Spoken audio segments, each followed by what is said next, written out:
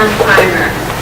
I'm Karen Lightborn. I'm actually Mayor's Neighborhood Liaison for the City of Indianapolis and Warren Township. And zoning, if you want anything to enthuse and involve a neighborhood, let it be around zoning issues. Case in point, again, in the Mayor's Neighborhood Liaison for Warren Township, some of you may be familiar with the Cumberland, what's happening with the historic church in Cumberland. They look to change that rezoning, when it wanted to kind of tear it down, turn it into a gas station. The community got involved, said no, we don't want that to happen. So there's a lot of issues around community and zoning, and we're very excited to have our expert on this today. Maury Pombeck, he was actually with the City of Indianapolis as a DMD administrator. And he's going to be moving to Indianapolis Neighborhood Resource Center coming up here in the next couple of weeks as their training specialist. But so a lot of years experience, knows about zoning in the City of Indianapolis, definitely excited about that. And I'm just going to throw it over to him, but I also am going to let you know bathrooms are down the hall. The women's down to your right. The men's down to your left is down the hall. Definitely feel free to get up if you need to go. And again, the schedule for today. The women's is actually to the left, on the left. Oh, I'm sorry. On the left. Your right, our left. Yeah, that's right. That's right. And so definitely, if you need to get up and leave, do that. And for today, we're going to have a presentation. There'll be a short time for discussion as well. Alrighty, I'm going to turn it over. Thank you, Karen. Good morning. So following Two Chicks and a Hammer and talking about zoning is not the best thing. If I would have had my choice, I would have done before she did it. And so I'm going to talk about the zoning process, and my slideshow is a little bit of a mashup. You guys don't know what mashups are? I learned it from the TV show Glee, where you mix different music styles. The Indy Rezone slides are different on here, and I'll show you why. The Indy Rezone, how many people know what Indy Rezone is? So most of you. We just had adopted the first new zoning ordinance in Indianapolis since 1969. It was adopted last week. And that was a 4-year process that staff that I worked with had done. And so our zoning ordinance is much different than the existing zoning. But the process is the same. The process did not change at all. And that's what most of the time is. And since I'm the only one for the whole hour, which is 50 minutes now, I do a lot better in discussion mode. I can sit here and ramble. Some of you know that I can do that. But I'm also better at answering questions and having a discussion. So if you ever want to stop me, you can. And we can talk about what you're on this slide. Now we need to make sure I know how to work this. And it does. Okay, so I have a degree in planning. And this is one of the first things we learn when you go to planning school. That there's the plan, and then there's zoning. How many people have been involved either in a neighborhood plan for their neighborhood or the comprehensive plan for a township? So that is the first step in zoning. You have to have a plan by state law, and pretty much every state has this. You have to have a plan in order to have zoning. So since we've had zoning since the 1920s, our plans really reflect how changes in zoning happen. The planning is a document that is a recommendation for the future land use of the city. The planning process that's going on now, the Department of Metropolitan Development, is trying to be more than land use, will be much more than land use. It'll involve transportation, parks, quality of life kinds of things. Then zoning is the actual law. And so zoning is much stricter than planning. And this is all it is all set out by state statute. I just said the first thing. So as you go through the planning process, you're talking often about what the future of your neighborhood is going to be and what would happen if land use changed. However, it's just a guide. It doesn't change anybody's land use. And It's only implemented when somebody else, meaning the property owner, wants to come in and change their zoning. That is when the plan is looked at from the city staff perspective. It's looked at when the city does projects. Most of the city projects have been downtown, but there's been other neighborhood projects. Fall Creek Place, for example, was a neighborhood project that we looked at the plans. And then, like I said, zoning is the law. It regulates the existing land use. So everybody's property in Marion County has a zone, and every property is regulated by the standards of that one zone. And zoning ultimately is how the land use plan is implemented. This is a zoning map, and you probably never see these anymore, because this is the actual paper map that we used to have, and we still print these. Our zoning maps are electronic now, and they've been electronic for probably 10 years. And so every time the council changes a zone, the next couple of days, the map's updated. But so the example that you see is, so on here, and it's a little fuzzy, I guess. You see like an SU2 over there. You see a G2 kind of in the middle there. And then those orange lines. So all that area in like this orange line is D2. So that's a residential zone. D stands for dwelling here. Some other places it might be residential R or something like that. We have SU stands for special use, churches, schools, community centers, things like that. So if you ever want to know what the zoning of your neighborhood or your property is, you would look on the zoning map. Where is that? You know? Where is that? You mean really in the city? Yeah. I don't see it going there. Well, 3D, it's hard to see, but let's see. Yeah, it says something. I'm sorry that it came out so, I think I don't know for sure. It's sort of irrelevant. Now, I said it's electronic, so you can go on the web to maps.indy.gov, and you can get this. And you can get this for any address in the city. And so the orange is the address that this parcel, this one happens to be 9501 East Washington Street. So you go in there and you see on the top, you enter address, you enter the address. You can also enter the intersection. And I love this tool because I used to have to use the old paper maps, and in fact, used to have to update the paper maps 25 years ago. So now this is like a cool thing, and you can go and you can scroll around and find the property you want, and you click on it, and it gives you lots and lots of information. And so first it'll do this little blue thing on the right, just the basic one. Then you click on that little books thing, and it'll give you what the zoning is. And then if you want to know more stuff about, like, you see all that list. The first one is rezoning. You click on there, you can find out if the property was ever changed, the zoning was changed, and it will tell you the year or the years.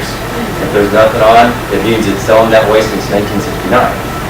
To get to that map set, you actually need to switch at the bottom, that navigation menu at the bottom. It'll start there, the left one, you need to go to the fourth one, it's highlighted. You can see the blue menu at the very bottom. Down here. Yeah, you get to the zoning map set versus the default.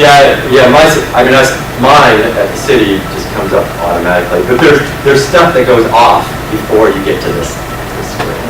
So it's pretty easy to read, right, from the outside. Yeah.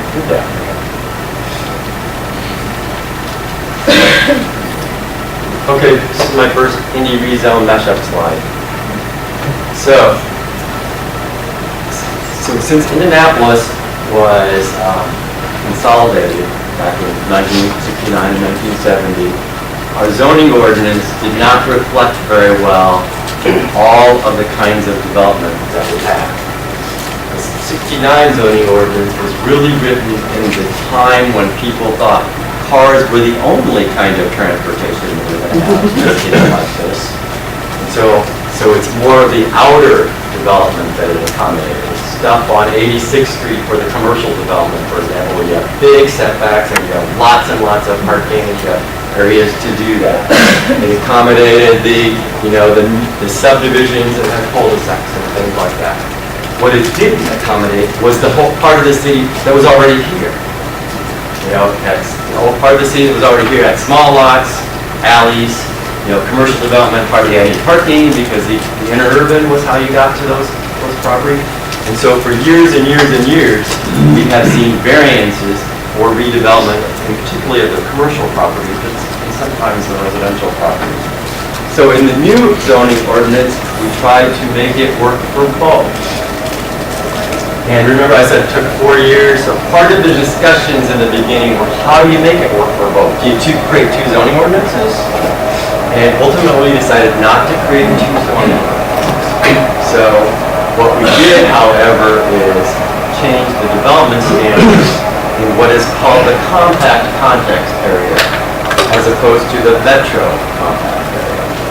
We also found through this process that there were many neighborhoods that wanted an urban kind of development, and many that wanted a suburban. So it wasn't just the staff, it was all the people that were involved. So any place that's yellow generally has small lots, probably has alleys, and it's just it is older. And you'll see like Acton down here in Franklin Township is one of those. Cumberland, where the church issue came up, is one of those. And this map is flexible and can change in the future through zoning changes that the city may do. So when you are looking at the new ordinance, if you live in the yellow area, your uses are going to be the same as the brown area, but your development standards are going to be different.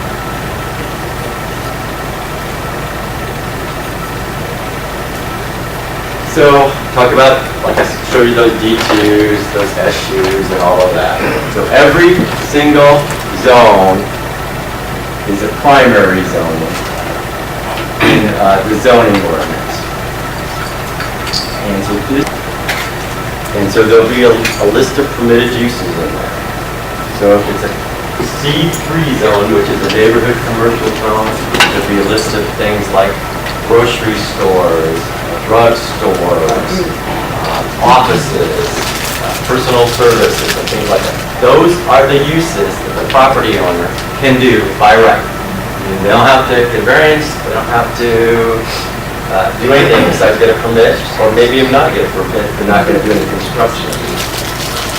It also then has, we call them development standards, here it's written as basic bulk standards.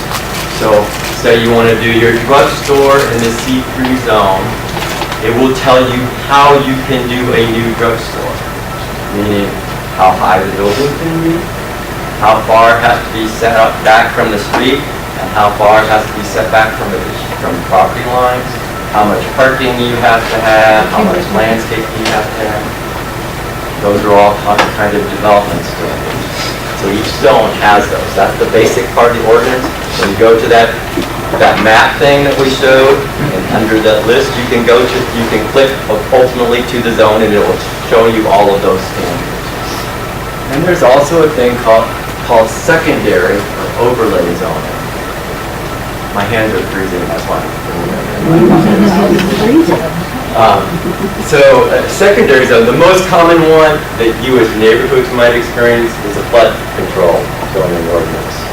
So in a C3 or in a D4, no matter what kind of basic primary zoning you have, you can also be in a flood zone. The flood zones are set by FEMA standards, and they're adopted, and so it's called overlay because here's the basic zone and then here's the overlay.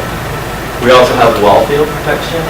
So a lot of our water comes from well fields, and so several years ago, probably 15, 20 years ago, we as a city adopted things in those well field districts to protect the groundwater. You can't have a underground storage tank in those areas, for example. So that would only be where there's well fields. Historic districts, anybody live in a historic district? So a couple of you historic districts are overlay zone. If you live by the airport, airspace is an overlay zone.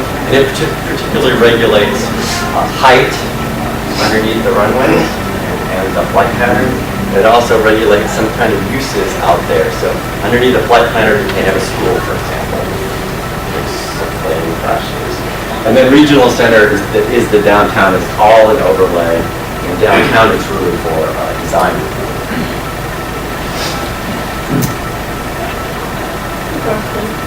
Thank you. Is any zoning language relevant to the construction or replacement of sidewalk in particular? That is a different regulation. It's not a zoning regulation. What our zoning regulations have it requires sidewalks, and it requires how wide they can be. The standards for curbs and all that kind of stuff for the ramps is all in the American Disabilities Act. And public, yeah. So you understand what you're talking about when the more recently adopted language, or does that mean that? Well, we actually, so even though I said our ordinance was adopted in '69, it's been changed over the years. So for most of those years, believe it or not, residential subdivisions have had to have sidewalks. However, there was a period of time back in the 70s and early 80s where the city as a whole just waived that requirement all of the time. Believe it or not, it was before I was here. And the reason I think philosophically probably that's the way the kind of country was going. Back to that car thing. Oh, nobody walks. Why build sidewalks? Yeah. Anyway, so that got changed that process pretty early. So we very rarely waive sidewalks for residential. We, however, didn't have sidewalks for anything else required, commercial, industrial, schools, until about 10 years ago. And so now they all have to build it. The reason, however, there's not a lot of sidewalk standards in here is because the sidewalks are in the right-of-way, which is public property. Zoning is regulating private property. And so that's why the other ADA standards come in. Some sections of our subdivision do not have sidewalks. Right. Whose job is it to put a sidewalk in that residence? Well, Does the city do it? he said some sections of our city subdivision do not have sidewalks. And whose job is it to put them in? Ultimately, it's the city's job, but the city won't be doing it, probably. Bingo. So if, under the regulations now, the developer has to put it in when the subdivision's developed. So yours is probably in that waiver period of time when they got waived. Well, most of the subdivisions sidewalk, but there are some that aren't. So Do you have a newer subdivision, or do you have a newer subdivision? built in the 70s and 80s, So are there houses on those lots? subdivision's full. Oh, that's interesting. I don't know the answer to that question. Here's why I wanted to leave. In a new subdivision, they don't put the sidewalks in until after all the houses are built. So you might see a sidewalk that's not there until the Right. house is built. I don't know the answer to yours. Kind of piggybacking off what he was saying, if you're required to have sidewalks and you have to be in compliance, how long does the city's budget have to catch up with the compliance part? Do you ever have to comply with what the law is? Okay, so this is how the ordinance is enacted. So, if you don't change anything on your property, you don't have to change anything to the ordinance. And that's called non-conforming or grandfathered. They both mean the same thing. You'll hear them used both ways, and people think they mean different things. So, when I talked about our new ordinance, Indy Rezone, anyone that was legal before that, under the existing ordinance or some previous zoning ordinance, gets to stay that way until they change. Same deal with sidewalks then. So, like for the commercial example, if you come in and build a new commercial building and there's no sidewalk, you have to build it. If you add on, there's a formula for how much sidewalk you have to build. Okay, that seems like kind of stupid when you don't have to build the whole thing. So there's also a way to put money into a fund so that the city can build sidewalks, even though I said they hardly do. There is a small fund that they can go put into that the city can use for the sidewalk. I have a question. First, I want to apologize for coming in late. Okay. But I'm previously a zoning board of appeals and just an elected official myself in the state of Michigan. You are currently with the zoning board now? Actually, no. Okay, I think I don't know. I came in late. Yeah, I'll tell you. Apologize. So I worked for the city for 27 years Okay, great. in zoning as a staff person. Right, I get it. I was administrator. Friday was my last day, a week ago Friday. So retirement, then, right? Friday was my last day. Congratulations, yes. So, you know, I'm retired. But cooler yet, I'm gonna go work for INRC starting Monday. So I'm really excited about that. So, but I worked with BZA members Okay. my whole career. Good, yeah. My whole career. Oh, now, so we're back to Indy Rezone a little bit. Okay, so now, if you've ever used today's zoning ordinance, it doesn't show so much up on the web, but actually every type of zoning is a different ordinance, meaning dwelling is one separate ordinance, commercial is one separate ordinance, subdivision is, we have 14 of those today. Let me clarify one thing. So even though I said Indy Rezone was adopted last week, it's not going into effect till April 1st. And the reason it's not going into effect till April 1st is because all of the permit-related things are electronic, and there has to be a lot of changes to that electronic system before they'll be able to use the new ordinance. So the current planning staff is going to do training for 6 months on that. So we're still in this middle thing. So what Indy Rezone does is put everything into one ordinance.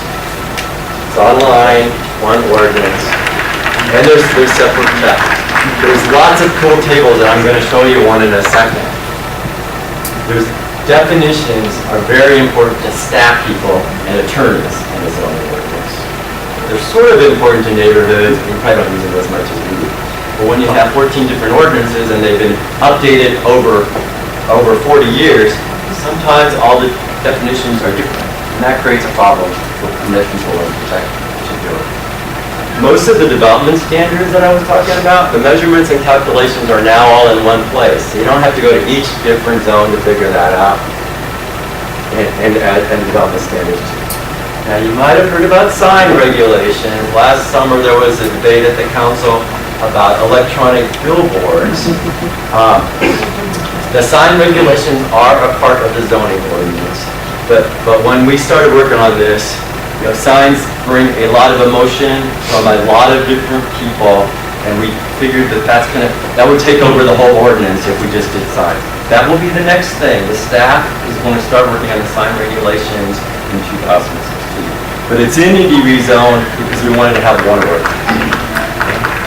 As far as the updating of the zoning language, does this, unique to Indianapolis, or is it fairly standard in the country?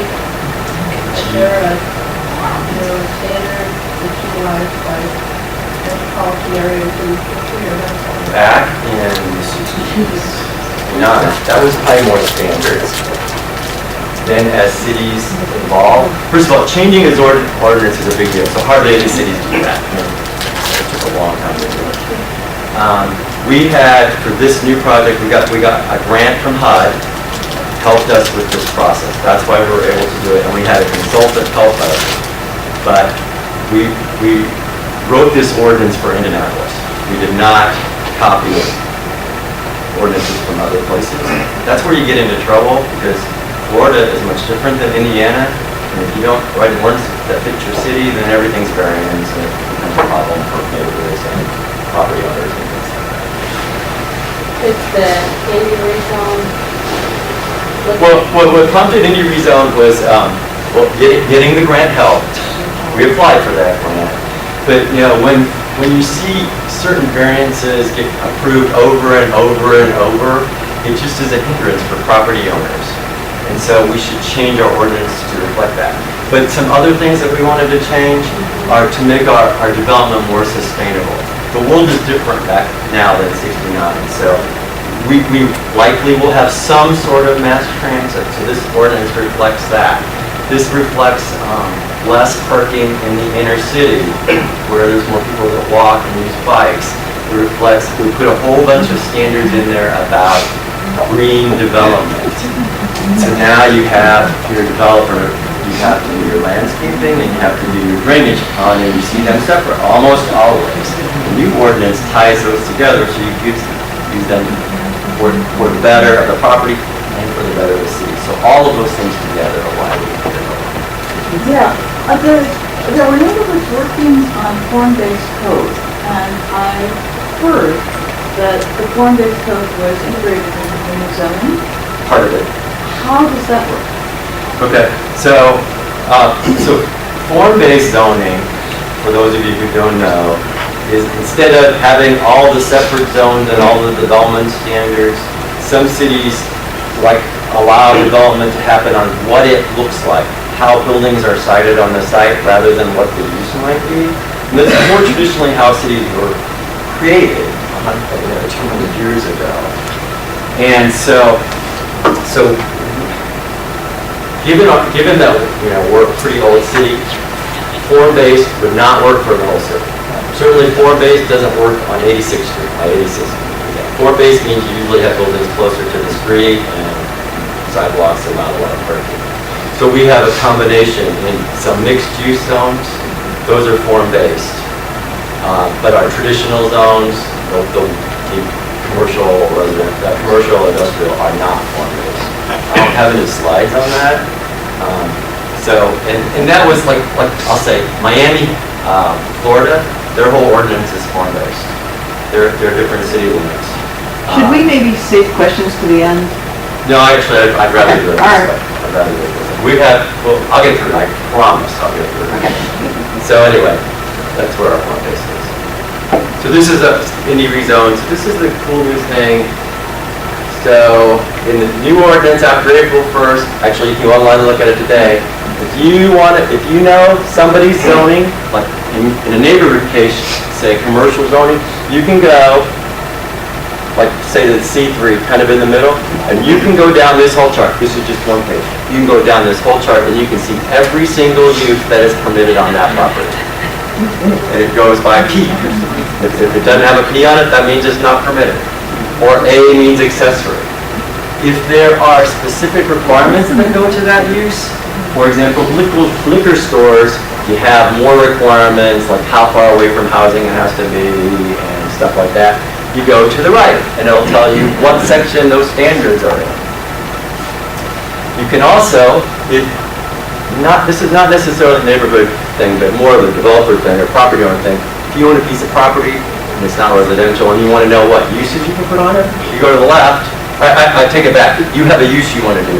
Say you want to do a drugstore, you go to the left, you go down to drugstore, not on here, but then you go across and tell you every zone where you can do a drugstore.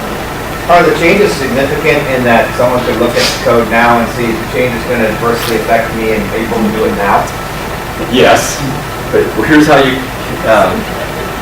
when that draft that's online, which is the final draft, has footnotes. And every single change from the existing zoning ordinance or to the new one is footnoted about why it is there and what the change is. So you can use this footnote draft to see all of the changes. I'm not sure that's your question though. If you see it's allowed now, but it won't be allowed in April, would you apply for your permit now? We have had that happen already. Yeah. And we had that happen with gas stations. So some of you involved in gas stations. We've had, in the last couple of years, gas stations have been coming up in the inner city neighborhood. All over. And so we did a moratorium. So what a moratorium does is stop them. In C3 is mostly where these zones are, so we stop them in C3. However, moratorium is a zoning ordinance change, and so anyone can apply before that, up to the date of that change. And if you apply, and this is state law, if you apply for your permit, we, the city, has to review it and issue it under the old standard. That is totally true under this, and there will be some of that, I'm sure. In our neighborhood, yes, sir. Yeah, Maybe they build it really fast. yeah, and that's just an unfortunate part of changing laws. So with an accessory use, is there a percentage that is in terms of permitted versus accessory? Yeah, it's all, that's in the definition and the standards, but it's less strict today. It's less strict tomorrow than it was today. Are you going to be able to, in the course of your talk, summarize some of the major changes? No, because this really isn't an Indy Rezone presentation. We could do that some other time, like in my new job, I'd probably be talking about Indy Rezone, honestly. This is really more the processing zone. So, Would you be able to come to a neighborhood meeting and address the changes in that neighborhood? I'll be able to come to neighborhood meetings. Indy Rezone does not particularly change neighborhood, it's not changing any zoning at any property. So the zoning will be the same. It'll just change the standards. So if your question is, oh, our neighborhood has these zones, what are the differences? Yeah, we can do that. Yeah. Okay, so I said this presentation is really about process. Process doesn't really change. So I said zoning is a right. So when you're zoned, you have that right to develop your property, no matter who you are. You have that right to do it. When you want to change something, when you don't want to meet the standards or you want different use, there are a bunch of bodies that hear different things. And look at our BCA guy. Look at that. So all of these bodies are appointed volunteers that hear different things, and another slide will show you that. The thing in all of these bodies, when you hear something on the other slide, the state law tells us how to operate these bodies, how the hearings go. One of the biggest things is this ex parte communication. You guys know what that is? I'll tell you what it is. It means that if you have a zoning hearing, you as a neighborhood, me as a staff person, a developer, cannot contact any of these members to talk to them about the petition. That is illegal. The reason being is that the hearing, all the testimony should be at one time and everybody should hear it at one time. And we are very, very, very strict when it comes to staff. And I never, over 27 years, I've only heard of a couple problems ever. So that's a good thing. The difference is the city county council. City county council does not fall under the laws with this ex parte communication.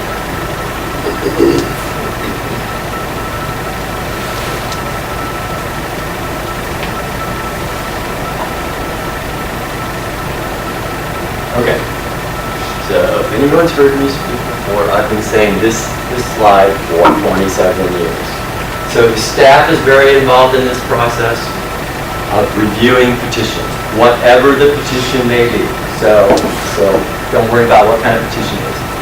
You can be very involved as neighborhood people. That's why there's notice. That's why it's a public hearing. You may be remonstrators, you may be opposed to it, but you also may be for it. The subdivision next to ours, somebody put in a petition to literally double the size of his house. And what I understood was, the only people that could complain about that was a group near him, not the subdivision next to him. Well, that's what the staff told us. No, that's not true. The only people that get notice are the ones adjacent. Anyone can comment on it, and I'll explain that in a second. Then the other third part of this process is the petition. Whoever wants that change, and in his case, it's the guy that wanted to expand the house. Okay, so I used to do training for the boards of zoning appeals and the Macomb Development Commission and all those bodies, and I would train them that all of these three things are equal going into the hearing. Many people think that the staff, because we make a written recommendation, is like, oh, they always follow the staff. No, we're just 1/3. And what we are doing is using our education and our experience and history of the site, and the zoning ordinance, and whatever may be involved in this case to make one part of the process. Remonstrators are presenting your side of the process. A very important side. It may be very different from the staff. It may be the same as the staff. Petitioner presenting their side. And so we teach them to look at all three equally and then make your decision. So you don't go in with any bias. There are different processes for the different petitions, but the processes are very similar. Somebody does a rezoning, that's changing a property from commercial to residential, for example, more likely residential, commercial. That goes to the Metropolitan Development Commission. The Metropolitan Development Commission can also review modifications to change conditions that may have been agreed upon. And they can also hear companion petitions, meaning if somebody wants to do a rezoning and a variance, that's probably what you're talking about, or a plat, you want to do them all together, you go to the Metropolitan Development Commission. You do a variance, so a variant, there's two kinds of variances. I said about the uses. If you have a residential zone and you want to do a commercial use in a residential zone because you have a commercial building that was built 100 years ago before the residential, you might do a variance rather than change the zone. You can only do that one use. Or a variance of development standards, which is much more common, a variance of setbacks, a variance of height, a variance of parking. Those go to the Board of Zoning Appeals. The board also hears things called a special exception and these other things on here.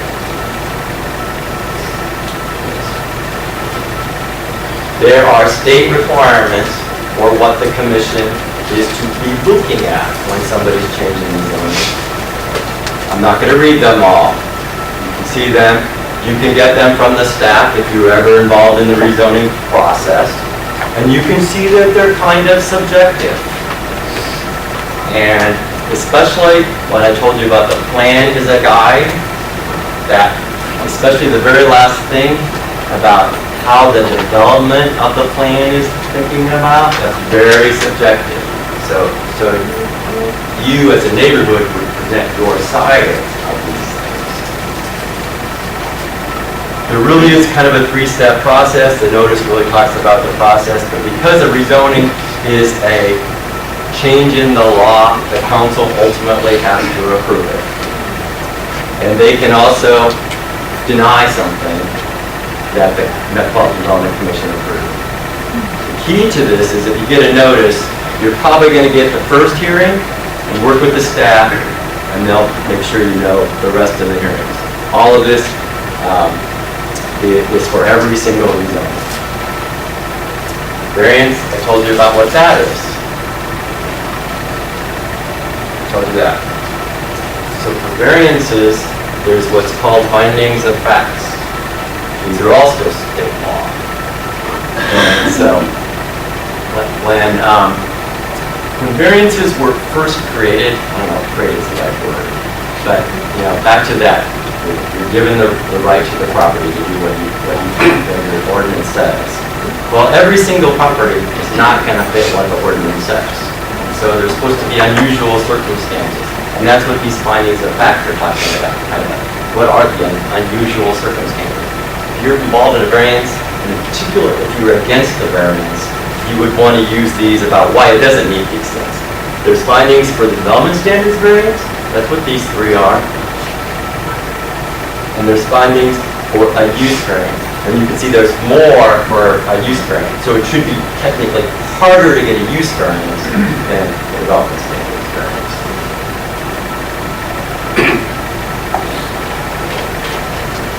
So variances go to the Board of Zoning Appeals. There's two ways to go after the Board of Zoning Appeals. Rezoning had 3 steps automatically. Here, if the board approves it or denies it, it could be done there. However, there's 2 ways to go past it. Judicial review is going to court. That's most often a developer will do that. It doesn't happen much. It does. And once in a while neighborhoods do. However, there's a new thing that was just adopted in 2013 that the counselor, so you can get your district counselor to call this hearing to be appealed to the Metropolitan Development Commission. So there is a second chance. But it can only be the counselor that does it. You can't do it as neighborhoods. And that counselor has to say that this is a big issue that the Metropolitan Development Commission can consider. The reason we have this is because we have 3 boards of zoning appeals in Marion County, plus Beach Grove, Lawrence, and Speedway. And so one board can make a decision that could affect the whole county. And so we can go to the NBC. The administrator the administrator was me, but it really is the current planning staff. And we can do that because, too, we do it maybe once or twice a year because it's a big deal. What kind of cost is there for these processes? Judicial review, that's whatever, you have to have an attorney. Well, the first part of going Oh, to variance, when you apply for variance, what are the kind of costs? It ranges from a few $100s for residential kind of variances to that $2,000 for commercial kind of variances. To be opposed to a variance, it costs nothing. Like a petition? Petitioners cost, yeah, all of our costs of staffing are paid for by these petitions. That's the only way. I thought so. Yeah, we have no. When you file a petition, they then tell you what your cost is going to be? They have to know before they file, and that's all online. Okay, we send you a legal notice. This is what it's going to look like. This will tell you all kinds of stuff. Read this if you get this. A neighborhood organization gets this. Every registered neighborhood organization. So the property that is within your neighborhood, if they file a petition, any of these petitions, you'll get this. Registered what clubs also do? Anyone that's registered, only registered. You have to register with the city to do that, with the Division of Planning. Then it's surrounding property owners, 2 properties deep, or up to 660 feet. That's where the notice goes to. Anyone can come and talk about it. The other type of notice then, and this is the anyone kind of thing. You see these orange signs, that's for the people that are past the 2 properties deep, or maybe outside the neighborhood. But the process allows anyone, really anyone in Marion County, but really anyone, to talk about it. 660. Yeah, Mark, these signs in particular, are they placed at the property where there is, the variance being requested? This is where the So where that see the sign petition where is. the petition- It should be on every street where the petition is.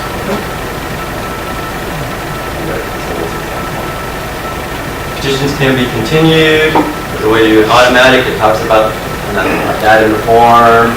The boards can continue on another motion. So, a lot of people think, because I talked about that ex parte, a lot of people think ex parte communication means you can't talk to the staff. That is absolutely not true. In that notice, the planner that's handling the case is their name and phone number and email on it, plus the mayor's neighborhood liaison's contact information. We are there as a resource. Staff members that contractor person that's staff, is that like a bias that they can take them off? Well, if it was like their next door neighbor or something, we probably wouldn't have to sign it to that plan. But we pretty much know the petitioners, because the petitioners are all attorneys. I shouldn't say all, many are attorneys, we know them all. The petitioner next, like I would never do something of mine. I wouldn't do something of mine. Anyway, so the whole idea about this one is use staff as a resource. So when I was talking, so when I was talking about that 3-part process, so we'll be writing a recommendation. Our recommendation is going to be approval, denial, approval with conditions. Once in a while, we don't make a recommendation. Okay, so we might be recommending approval and you guys hate it. That happens lots. But that doesn't mean we still aren't working for you. We will help you understand the process. We will help you understand where our recommendations coming from, first of all, and where arguments that other neighborhoods have made against it. We will totally do that. I have done that. I've been very successful at it, and all the planners who do it. Don't hesitate to use the plans. Yeah, so we want to make sure your issues are heard. Is talking to staff is a good thing. Talking to the petitioner is a good thing. I didn't really have that on there, but so the petitioner's name and address and stuff, contact will be in there. Lots of times petitioners will come to your neighborhood group and explain what they want to do. You might be able to negotiate out something that's better for the neighborhood than they originally wanted to propose. You might ultimately just end up being against it, and it might get denied. There's all kinds of options. Yeah, I typically that I've seen process at work recently where developers are asking for much more than they want, expecting to negotiate downwards, expecting this negotiation process. Do you agree with that, or? Well, I have no proof of that. But I expect that might be true. Just like when you go buy a car, it's all negotiation. So I just expect that might be true. That's not a fact. I don't want to see any more of that. No. So I just think that's true. How much influence does a neighborhood association have in agreeing at one of these in favor or against? Big, huge. What, is it more against, more for, or is it equal? It's kind of all depends on the thing. First of all, I think your biggest impact is before the hearing. You know, because if it's something that you might support or that you might support with changes, and you get those changes before the hearing, well then there's a good chance you're going to get those changes. Meaning they might put conditions on their request, or might take some uses out of their rezone or something. So when we're a you new neighborhood association, we have a lot of stuff going on. Yeah. And we just want to know how we as a neighborhood association can affect positively or negatively all the changes that are happening. The only way to affect it is to get involved. I will guarantee if you don't get involved, you have no impact. That's the best way to answer that question. But I also have seen, this will happen, they may win and you may feel like you lost. I mean, there will be times when you don't get it. I just wanted to speak to his concern, and I'm one of the neighborhood liaisons, and I've seen these developers come to the neighborhood association meetings to explain their project and try to get the neighbors to write a letter and prove what they will do, and I have seen them make some modifications or address some concerns that neighbors have, and put those items in the plan. So these petitions do work with neighborhoods if you invite them to neighborhoods. So the quick thing on, when you get to the hearing stage, it's timed. So you have 15 minutes and 5 minutes rebuttal. So to try to be organized, meaning, no one can require this, but if all of you lived in the same neighborhood and you all tried to talk in that 15 minutes, you would have a kind of a jumbled presentation in the commission, or you see, like, what are they saying? Well, if you have a couple people elected or nominated from the neighborhood to say the main points and repeat them, you know that old advertising thing, hear it 7 times, you don't have that much time, but if you hear it 2 or 3 times, make sure that the decision makers hear it. If you have 300 people against something, and I have seen 300 people against something, and you have 3 speakers, make sure that one of those says, everybody is here against it, stand up. That is a powerful statement. Then there's, does these slides shows, can they get them online later? Hopefully they can. I think they do put them on the website. Yeah, so you can see what I'm following. It's like you go to INRC, you go neighborhood organization, there's community development corporations. I showed you some of that city stuff. To the Indiana Planning Association, that's the statewide organization of planners like me. They have training, if you want to go to training. INRC has training. The Stats Indiana, that's a pretty cool thing that I just used recently. It just has all kinds of demographic information that you can get. So use this in the future. Lori, real quick, if the council is at the meeting for demonstration or anything, their time's not included. Right, councilors do not count as time. Hey, so next year, after the election and you have a new councilor, make sure that councilor says, I'm a new councilor. They know them all now, but you might not know them. Online is the zoning ordinance. This is the existing one.